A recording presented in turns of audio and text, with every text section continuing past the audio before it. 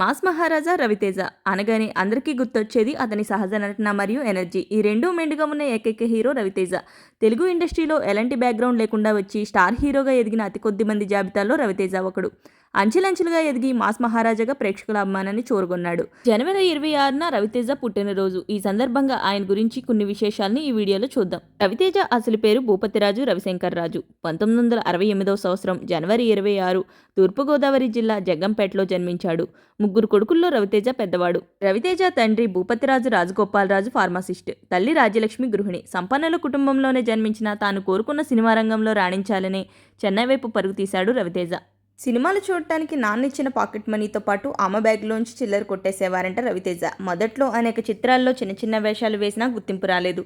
దర్శకుడు కృష్ణవంశీ వద్ద అసిస్టెంట్ డైరెక్టర్గా చేరాడు. 1997లో కృష్ణవంశీ తీసిన సింధూరంలో బ్రహ్మాజీతో పాటు సెకండ్ హీరోగా చేశాడు. కానీ జనాల్లోకి రవితేజ పాత్ర విపరీతంగా వెళ్ళిపోయింది. ఫ్యాన్ ఫాలోయింగ్ ఏర్పడింది. ఇంకా మెగాస్టార్ చిరంజీవితో కలిసి అన్నయ్య సినిమాలో కలిసి నటించిన రవితేజ అంతకుముందు చిరంజీవి హిందీలో నటించిన గ్యాంగ్ లీడర్ హిందీ రీమేక్ ఆజ్కా గూండారాజ్లో నలుగురు స్నేహితుల్లో ఒకరిగా నటించాడు. 1999లో శ్రీను వైట్ల దర్శకత్వం వహించిన మొదటి సినిమా నీకోసం సినిమాలో రవితేజ హీరోగా చేశాడు. ఆ చిత్రంలో ఆయన నటనకు పలువురి ప్రశంసలు లభించడమే కాకుండా అవార్డు కూడా లభించింది. అయితే రవితేజకు స్టార్గా బ్రేక్నిచ్చింది మాత్రం పూరి జగన్నాథ్ అనే చెప్పాలి. రవితేజతో పూరి తెరకెక్కించిన ఇట్లు శ్రావణి సుబ్రహ్మణ్యం, ఈడియట్, అమ్మా నాన్న ఓ తమిళమ్మాయి చిత్రాలు మంచి విజయాలు సాధించాయి. రవితేజను టాలీవుడ్ స్టార్స్లో ఒకరిగా నిలిపాయి. ఇక రవితేజను ఉత్తమ నటుడిగా నిలిపింది కూడా పూరి జగన్నాథ్ రూపొందించిన నేనింతే చిత్రమే కావడం విశేషం. రాజమౌళి 2 సినిమాల్లోని రవితేజలోని టాలెంట్ను అద్భుతంగా వినియోగించుకున్నారు.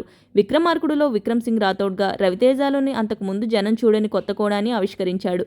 అందులోనే అత్తిలి సత్యబాబు పాత్రను తనదైన శైలిలో పండించారు రవితేజ. సునీల్ హీరోగా రాజమౌళి రూపొందించిన మర్యాద రామన్నలో సైకిల్కు రవితేజతో డబ్బింగ్ చెప్పించడం మరో విశేషం.